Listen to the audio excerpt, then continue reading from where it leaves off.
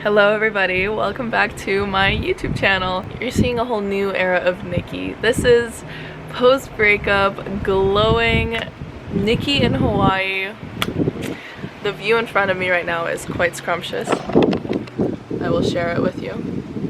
I wanted to sit down and make a pretty raw talking video just with honest advice and sharing my experience of my first ever breakup. I think I almost wanted there to be a video like this for me when I went through my breakup because I didn't know what you're supposed to do, how you're supposed to deal with life afterwards, how you're supposed to move on, frankly. But it is very much possible to overcome all of those negative thoughts and emotions and look into the bigger picture of life and realize just how fucking cool of an individual you are. And I know that we will get through this together, so before I even start with any of the tips or advice that I'm about to say, I wanted to tell you a few little affirmations.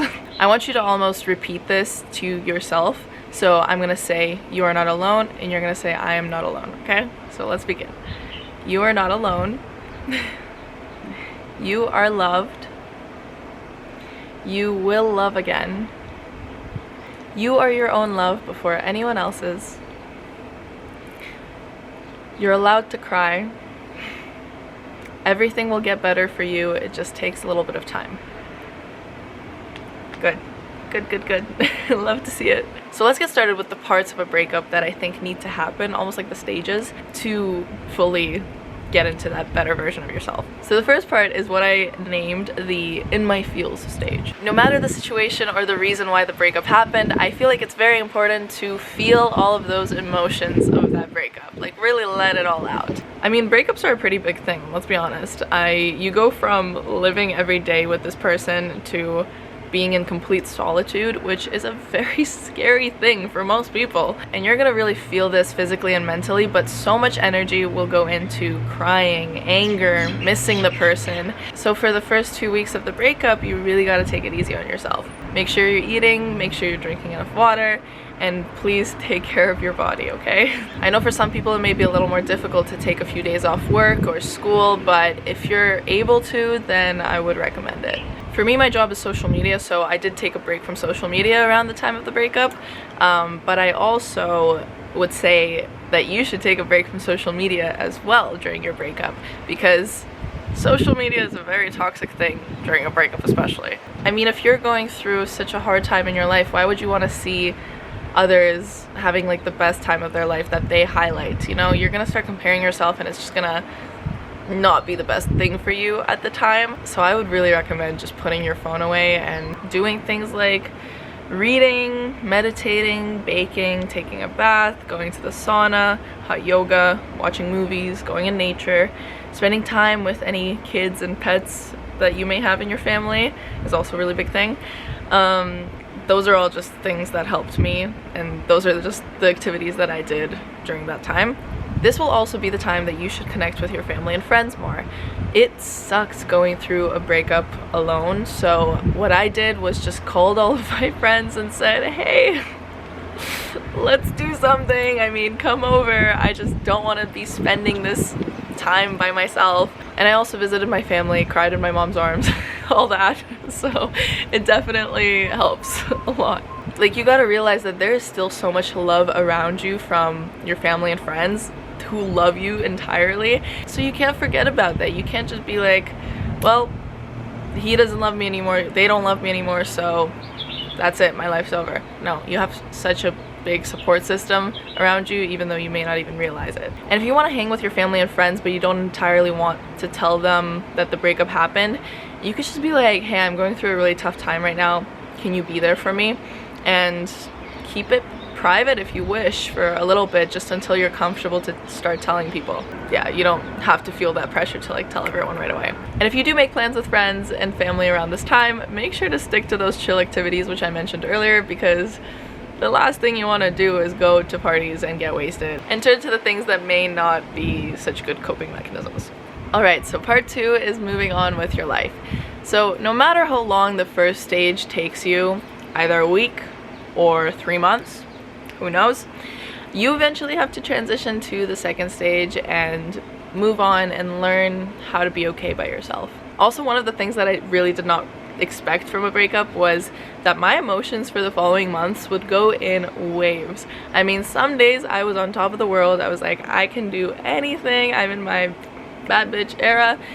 And then other days I would go into hermit crab mode and just isolate myself and be like sad all over again. So that is just something that you should expect.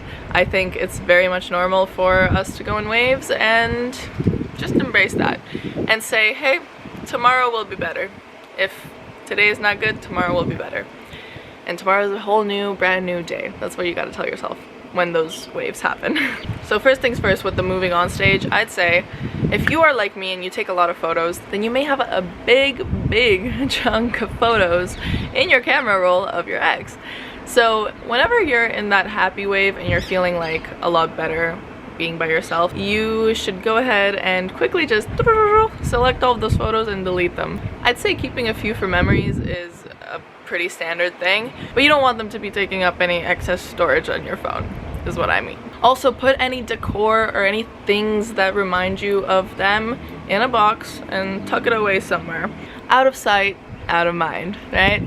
Also, a big one is if you notice you have a habit of going on social media and seeing how they're doing, or just checking up on them, I'd say block them. Again, out of sight, out of mind. And a big thing is become a yes person. This is the time where you should be saying yes to all plans with friends. Your social life will start to blossom again. And if you're worried about having the same friend group as your ex, then reach out to those friends that you may not have seen in a while, because that may be a really good thing to like rekindle some of those friendships. My biggest point for this stage is date yourself. Reconnect with the things that you like again. Maybe you stopped doing a hobby as much when you were in that relationship. Just start doing fun things on your own and start taking yourself on dates and enjoying your own company. You'll almost fall in love with yourself all over again. How magical is that? Another thing I'd say is become really put together. Like, start getting ready every day and making yourself look good just for no reason, for yourself. Go shopping for some new outfits, maybe like do your hair or something, because to be honest, you have more money to spend now that you're out of a relationship, so spend it on yourself. Like getting myself put together every day, you know, having my Novi jewelry on, a cute outfit, my hair done, it makes you feel so good throughout the day, so why not do that little extra step? And part 3, which kind of goes, you know, hand in hand with moving on, is regaining your independence and self-worth. I quickly realized that I have no desire to be in a relationship right now because I truly am enjoying being single again. I started loving my own company. I realized that I'm as free as a bird. I can go wherever I wish. And you also don't realize how much time a relationship takes, how much time and energy it takes to, you know, always be with this other person. So I got a lot of time on my hands, and I'm putting that time into my business and into trying to scale Novi, and honestly just doing what I love again. Like, I love photography. I want to get back into it more. I love YouTube, so here I am again. And also, life works in mysterious ways. I started telling myself that, like, you never know how it's gonna work. Like, there could be the perfect timing of you just meeting someone so special and so much more right for you even. No matter how hard it may be to believe that at first, I know. There are so many people out there when you think about it, and you really think that 1 out of 8 billion is right for you? I mean, maybe in some ways, but if this didn't work out, then I think everything happens for a reason, and you're truly on the path you're meant to be on. I'm gonna leave this video by saying that you don't need anyone to be happy. You will be the only person that can make yourself truly happy. So yeah, that is it for this little video. I hope this helped at least one of you. I will feel very happy if it did. I know that if you're watching this, that you are strong, you are beautiful, you are an amazing soul, and I'm so happy that you stumbled upon this video. Thank you so much for watching this video. I love you. Make sure to check out Novi. I will leave all the links below. And yeah, have a great rest of your day. Bye.